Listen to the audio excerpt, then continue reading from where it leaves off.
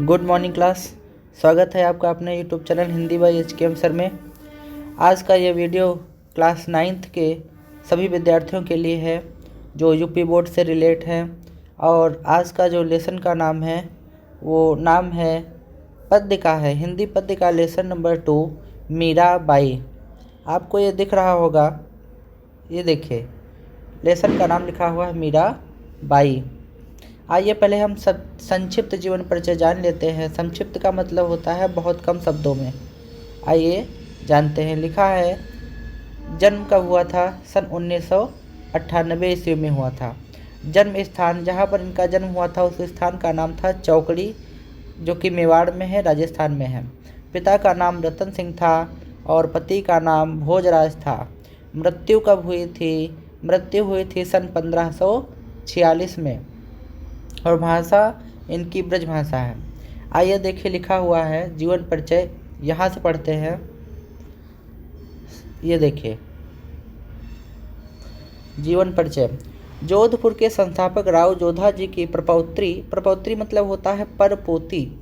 जोधपुर नरेश राजा रतन सिंह की पुत्री और भगवान श्री कृष्ण के प्रेम में दीवानी मीराबाई का जन्म राजस्थान के चौकड़ी नामक ग्राम में सन 1498 ईस्वी में हुआ था।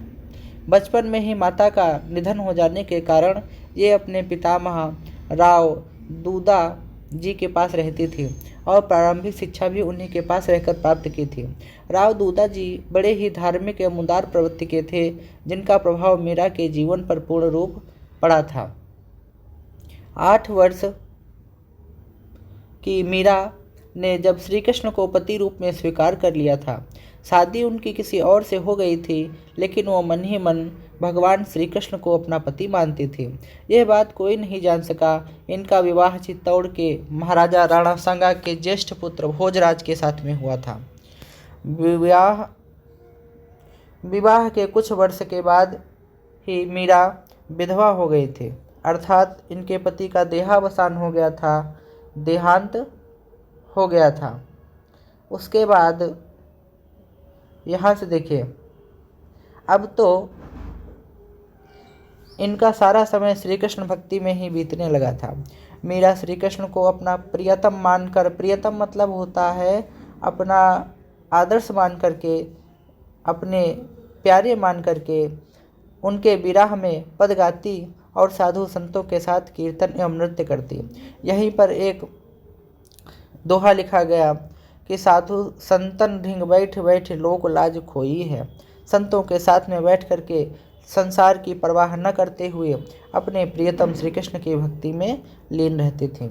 इनके इस व्यवहार ने परिवार के लोगों को रुष्ट कर दिया और उन्होंने मीरा की हत्या करने का कई बार असफल प्रयास किया। अंत में राणा के दुर्व्यवहार से दुखी होकर मीरा वृंदावन चली गई। मीरा की कीर्ति से प्रभावित होकर राणा ने अपनी भूल पर पश्चाताप किया और इन्हें वापस बुलाने के लिए कई संदेशे भेजे, परंतु मीरा सदा के लिए सांसारिक बंधनों को छोड़ चुकी थी। कहा जाता है कि मीरा एक पद की पंक्ति हरि तुम हरो जनकी पीर गाते गाते भगवान श्री कृष्ण की मूर्ति में विलीन हो गई थी। मीरा की मृत्यु द्वारिका में सन 1546 ईस्वी के आसपास हुई थी। कहा जाता है इनको मरवाने के लिए राणा सांगा ने जहर का प्याला भी दिया था, लेकिन अपने प्रियतम की याद में श्री कृष्ण भगवान का ध्यान करके वो हलाहल भी पी गई, प्याला भी पी गई। आइए साहित्यिक सेवाएं देख लेते हैं। साहित्यिक सेवा का मतलब होता है साहित्य में इनका क्या योगदान रहा।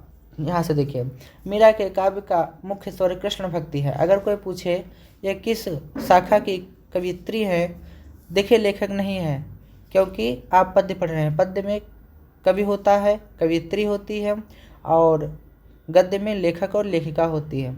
इनके काव्य में इनके हृदय की सरलता तथा निश्चलता स्पष्ट रूप से प्रकट होती है। आइए हम मेन वाला आपको बता देते हैं कहाँ से पढ़ना है। देखिए इनकी बस रचनाएं पढ़ लीजिए। यहाँ से ये रही रचनाएं।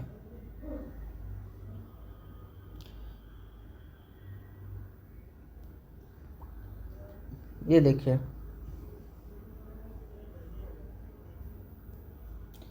मीरा की रचनाओं में इनके हृदय की विह्वलता देखने को मिलती है। इनके नाम से 7-8 रचनाओं के उल्लेख भी मिलते हैं, इनके नाम पर ही हैं, जो कि सबसे पहला है नरसी का मायरा, राग गोविंद, गीत गोविंद की टीका, राग सोरठ के पद, मीराबाई की मलार, गरबा गीत, राग बिहाग तथा फुटकर पद। इनकी प्रसिद्ध आधार मीरा पदावली एक महत्वपूर्ण कृति है। भाषा शैली देख लीजिए। भाषा शैली आपको बता दिया है, ब्रज भाषा थी और ज़्यादा कुछ देखने की आवश्यकता नहीं है, वरना वीडियो लॉन्ग हो जाएगा। तो ये आपके सामने रहा मीराबाई का जीवन परिचय। आई थिंक आपको समझ में आ गया होगा। Okay, thank you class.